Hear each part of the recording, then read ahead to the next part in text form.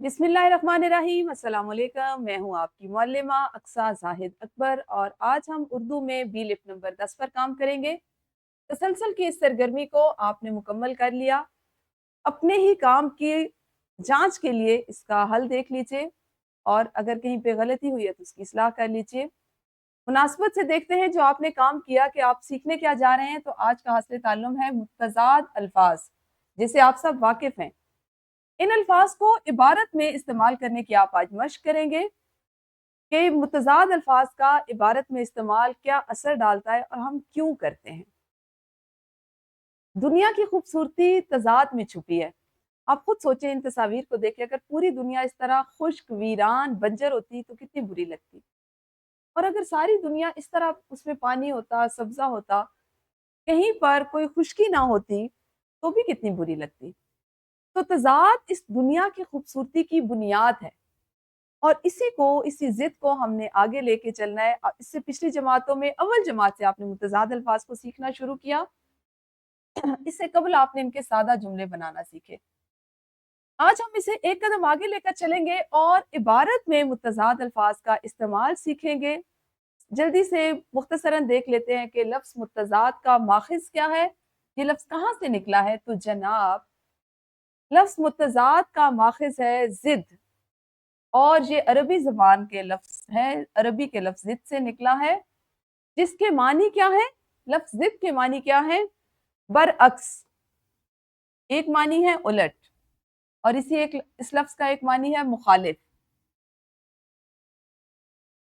हम इबारत में मुतज़ाद अल्फाज क्यों इस्तेमाल करते हैं?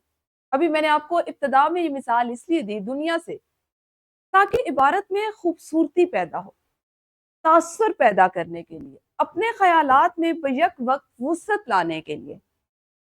मिसाल इसीलिए दी कि अगर हर तरह से इबारत भी एक ही तरह से लिखी जाए तो इबारत में वो खूबसूरती, वो गहरा तासुर नहीं पैदा हो सकता। इसलिए आपने मुतज़ाद अल्फाज का इस्तेमाल करना है।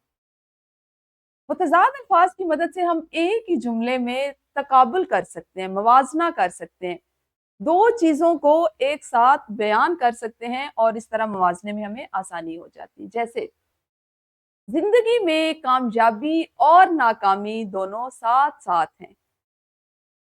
आप खुद सोचिए, अगर आप मुसलसल सारी जिंदगी कामयाब होते चले जाएं, नाकामी का कभी सामना ना करना हो, तो एक मखसूस वक्त के बाद आपको वो कामयाबी से आपका दिल उचाट हो जाएगा, जी उचाट हो जाएगा, क्योंकि आपने कभी नाकामी का मुंह ही नहीं देखा। तो कामयाबी के लिए जो एक अहम सीढ़ी है वो नाकामी भी साबित होती है। इसी तरह से अगर हम देखें कि इल्म की रोशनी जहालत के अंधेरे को खत्म कर देती है, हमेशा के लिए खत्म कर देती है। आप काबिल इल्म होंगे, आप बा इल्म होंगे, आपके पास इल्म का नूर होगा, रोशनी होगी, तो आप ना सिर्फ अपने ज़हन से, अपने अंदर से जहालत की तारीकी को ख़त्म करेंगे, बल्कि इर्द-गिर्द भी आपको हर तरफ रोशनी और उजाला ही दिखाई देगा। इसी तरह एक और मिसाल देखते हैं, इंसान को उम्मीद ज़िंदा रखती है, उम्मीद का मुतज़ाद है मायूसी। इसलिए हम इसी जुमले में इस्तेमाल कर लेते हैं, जी इंसान को उम्मीद ज़िंदा रखती है, जबकि मायूसी उसे अंदर से मार देती है। तो आपने इस तरह से अब इनका इस्तेमाल करना है। यहाँ पर एक और मिसाल है, इससे आपको ज़्यादा अच्छे से समझ आएगी। मेरे पास एक सादा जुमला है, इन दोनों के मिज़ाज बहुत मुख्तलिफ हैं। मैं आपसे कहती हूँ इसको हम मुतज़ाद में इस्तेमाल कर लेते हैं। तो मैं इसे क्या लिखूँगी कि इन दोनों के मिज़ाज में ज़मीन और आसमान का फ़र्क है। ठीक हो गया?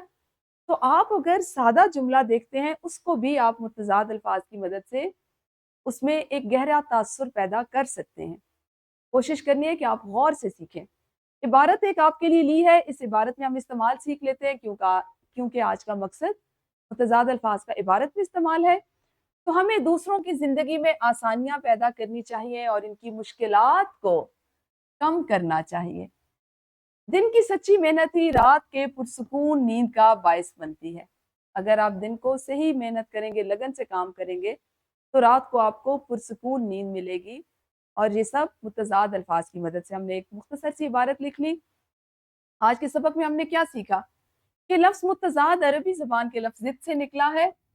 ये क्यों इस्तेमाल किए जाते हैं मुतज़ाद अल्फाज? ताकि हम अपनी तहरीर को पुरअसर बना सकें और उसमें गहरा तासुर ला सकें। ان کا فائدہ کیا ہے کہ یہ تقابل اور موازنے کے لیے استعمال ہوتے ہیں۔ آپ بیک وقت کسی چیز کا موازنہ کر سکتے ہیں، دو ایک جیسی چیزوں کی خوبیوں اور خامیوں میں تقابل کر سکتے ہیں۔ ایک اچھا جو لکھاری ہوتا ہے اس کے لیے ضروری ہے کہ اپنی تحریر میں متضاد الفاظ کا زیادہ استعمال کرے، اس لیے آپ نے بھی کرنا ہے۔ ابھی کر لیتے ہیں جناب مشق کی صورت میں، جو آپ تدریسی جانچ کی صورت میں کرو گے، اور پھر گھر جا کے تھوڑی سی مشق اور کریں گے نکھار کی صورت میں کتاب تمرین و جائزہ پر۔ اپنا بہت خیال رکھیے۔ اللہ حافظ، شکریہ۔